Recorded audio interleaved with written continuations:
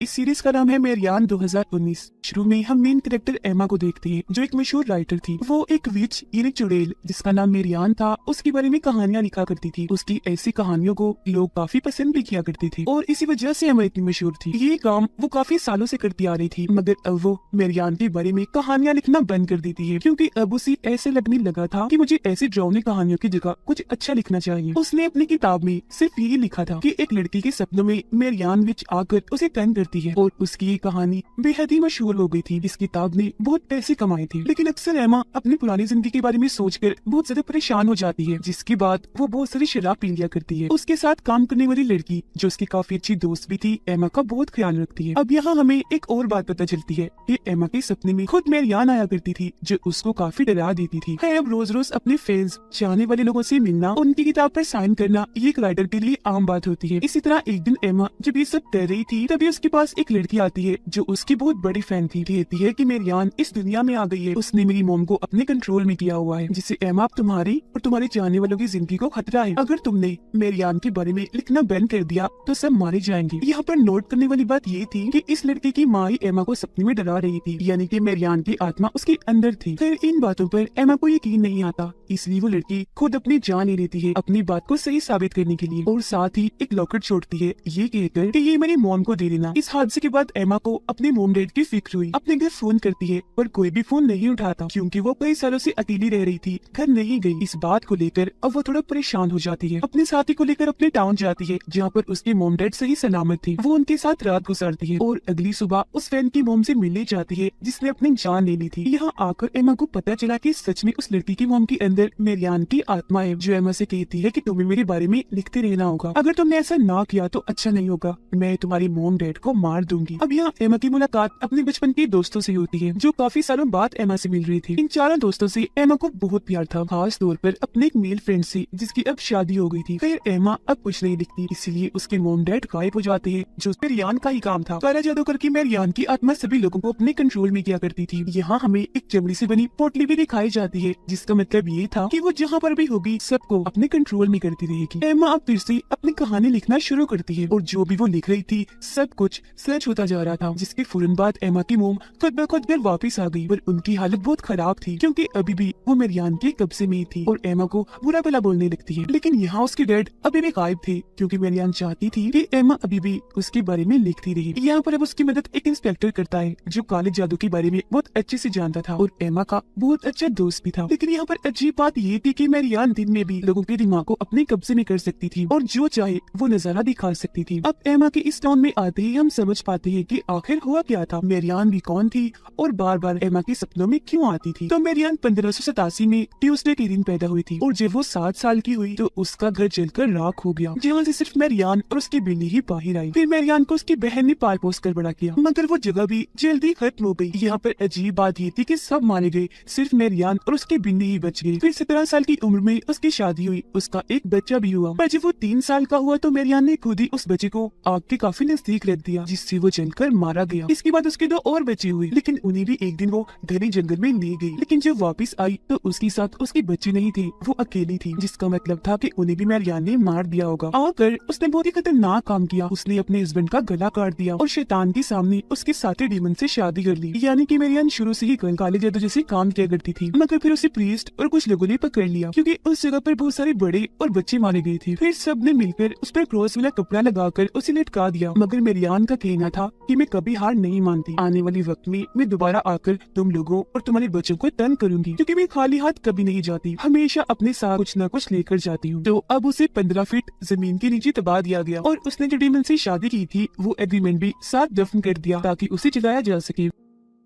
Priest उसे जलाने में नाकाम रही, तो ऐसे उसे दफन कर दिया गया। यानी कि मेरियान को ठीक तरह से कभी खत्म ही नहीं किया गया था। उसकी कब्र बिल्कुल एमा के घर के सामने थी, इसीलिए बचपन में एक बार एमा उसके पास गई, जहाँ छोटा सा सुराग था। उसने जब सुराग के अंदर देखा तो एक अजीब सी आवाज सुनाई दी कि मेरियान उसके जरिए दुनिया में आना चाहती है। यानी कि मेरियान ने एमा को ही चुना था कि वो ही इसे इस दुनिया में दोबारा लाएगी। तो तब से एमा को मेरियान की डरावने सपने आने लगे। बचपन से वो मेरियान को अपने सपनों में देख रही थी, तो जब थोड़ी बड़ी हुई तो इस सब के बारे में उसने अपने दोस्तों को बताया आया। वो सभी मिलकर रात के वक्त मेरियान की आत्मा को बुलाने का जादू करती है, जिसमें वो कामयाब रही। पर मेरियान की आत्मा एमा के अंदर आकर सबको डरा देती है, जिससे यहाँ पर उसकी एक दोस्त तो बहुत ज्यादा डर गई और एमा से बात करना भी बंद कर देती है। अब जब मेरियान की आत्मा उसके अंदर आई तो उसने एमा के दोस्तों को ये कहा कि तुम सब जिनसे प्यार करती हो उन सबको मुझसे खतरा है। जिसके बाद जो दोस्त एमा से बात नहीं कर रही थी, एमा उससे बात करने के लिए उसकी छोटी बहन के पास स्कूल में जाती है ताकि उसके जरिए वो बात कर सके। जहाँ पर उस बीच मेरियान ने आकर उसकी दोस्त की बहन को मार दिया और ये सब कुछ एमा अपनी आंखों से देख चुकी थी। पर इस बारे में एमा ने किसी को कुछ भी नहीं बताया क्योंकि वो इस हादसे की वजह से बहुत डर गई थी। एमा अब चर्च में जाकर फादर से मिलती है। फादर उसे बताती है कि मेरियान की आत्मा तुम्हारे साथ जुड़ चुकी है और वो इतनी आसानी से तुम्हारा पीछा नहीं छोड़ेगी। अगर तुम सबकी भलाई चाहती हो तो ये टाउन छोड़कर चली जाओ। अब एमा जानबूझकर अपने टाउन में बुरे बुरे काम करने लग गई, जिस वजह से उसके मॉम डैड ने उसे बाहर भेज दिया और फिर वो एक मशहूर राइटर बनी। और यही वजह थी कि अपने इस पास्ट की वजह से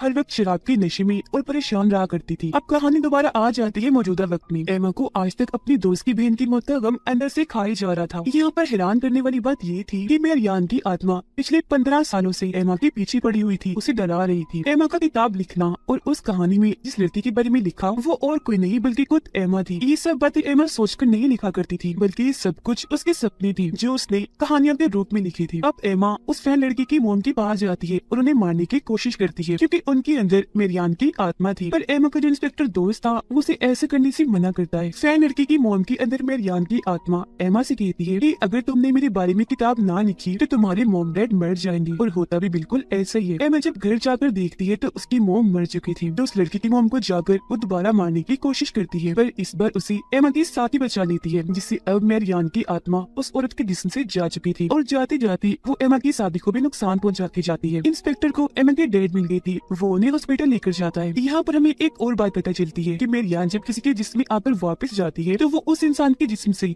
कोई न कोई चीज लेकर जाती है। जैसे कि उस औरत के जिस्म से निकलने से पहले वो उसकी आंखें ले गई और उसको अंधा कर दिया। एमा अब उस औरत से दोबारा मिलती है जो नॉर्मल हो गई थी। कहती है कि तुम्हें उसके बारे में लिखते रहना होगा, अगर तुमने लिखना छोड़ दिया तो वो सबको मार देगी या फिर मेरी तरह सबको नुकसान पहुंचाएगी। ये सब कुछ सुनकर एमा काफी परेशान हो गई। उधर इंस्पेक्टर ने इस केस की अच्छे से जांच की। वो एमा से मिलकर उसे बताता है कि जो जो कहानियां तुमने अपनी किताब में लिखी है ऐसा कहीं न कहीं जरूर हुआ है। जैसे एक बालू ने पूरी बेसबॉल टीम को मार दिया, वहाँ पर सबका ये कहना था कि हमने बालू को बोलते हुए सुना, जिसका मतलब था कि ये सारी कहानियां मेरियान ही एमा से लिखवा रही थी, जिससे ये सब असल दुनिया में सच हुआ करता था। ऐसा इसलिए होता था कि जो भी मेरियान के बारे में पढ़ता था वो उसके बारे में ही सपने देखता था। उसके बारे में जो जितने ज्यादा सपने देखेगा मेरियान उतनी ही ताकतवर होगी और बाकी जो लोग मारे जाते थे उनसे तो उसी ताकतें मिलती ही थी। और इस तरह से मेरियान ने एमा से खुद को जोड़ लिया था। यहाँ पर एमा का इंस्पेक्टर दोस्त ये प्लान करता है कि हम सब मिलकर मेरियान विच को उसके असल नाम मेरियान से बुलाएंगे, जिससे उसे आना ही होगा क्योंकि विच अपने असली नाम को झुठला नहीं सकती। पर मेरियान ने इस बीच एमा के 2 दोस्तों के बच्चे चुरा लिए थे ताकि वो एमा को ब्लैकमेल कर सके। उसके सभी दोस्त वापस उसी लाइट हाउस में जाते हैं जहाँ पर 15 साल पहले इन्होंने मेरियान को बुलाया था जादू करके। अब इससे पहले वो उसे दोबारा बुलाते वो एमा की साथी के अंदर आ गई जो हॉस्पिटल में थी, जिसको वहाँ पर एमा के डैड ने भी देख लिया था। वो नर्स को मारने ही वाली थी, पर तभी वो दोस्त मेरियान को बुला लेती है और वो एमा की साथी को छोड़कर चली जाती है।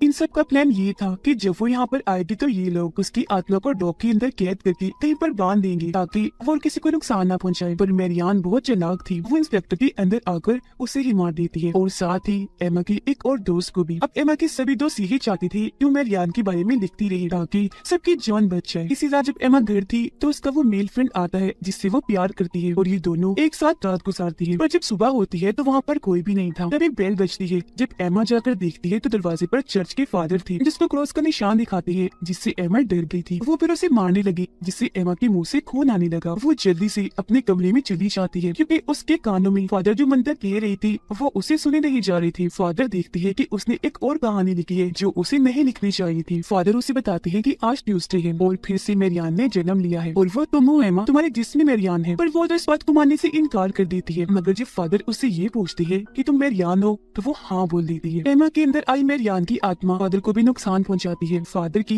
एक पांव पर गोली मारकर। पूरी कहानी में हमें यही दिखाया गया है कि जिसके भी जिस्म में मेरियान होगी वो इस बात को नहीं जुटला सकता कि वो मेरियान नहीं है। एमा को खुद भी ये बात पता चल गई थी कि उसके अंदर मेरियान की आत्मा आ चुकी है जो अब उसे अपने साथ हेल जहन्नुमी ले जाना चाहती थी। वो एमा को अपनी कब्र की तरफ ले जाती है। उसको मेरियान की लाश मिलती है जो अब तक बिल्कुल सही सलामत थी। वो एमा को कहती है चलो मेरे साथ मेरी दुनिया में। उधर असल दुनिया में एमा की दोस्त समझ गई थी कि वो खतरे में है। वो एमा के घर जाकर उसके गले में अपना एक ताकतवर लॉकेट पहना देती है जो उसकी जान बचा सके, क्योंकि एमा का जिस्म इस दुनिया में था, सिर्फ उसकी आत्मा मेरियान के साथ हेल में जा रही थी। जिससे होता ये है कि हेल में एमा उसके साथ जाने से मना कर देती है। मतलब एमा अब अपने होश में आ गई थी। एमा खुद को मारना चाहती थी ताकि उसके साथ साथ मेरियान भी खत्म हो जाए, पर मेरियान उसे रोक रही थी। उधर फादर भी मेरियान की कब्र के पास पहुंचकर आग लगाना चाहती थी ताकि वो एमा को बचा सके। उधर अब मेरियान की दुनिया हेल में एमा के पास बेसबॉल बैट था जिससे वो मेरियान की आत्मा को मारती है और असल दुनिया में उसकी दोस्त एमा को बचा लेती है खुद को गोली मारने से। फादर भी मेरियान की कब्र को आग लगा देती है, पर मेरियान की आत्मा ने उन्हें अंदर खींच लिया था, जिसमें जलकर मेरियान की आत्मा तो खत्म होती है, साथ में फादर भी मारे जाते हैं। एमा की डेथ बिल्कुल ठीक हो गई थी। उनका रिश्ता एमा के साथ काफी अच्छा हो गया था जो आज से पहले नहीं था। एमा को उसके साथी भी वापस मिल गई थी,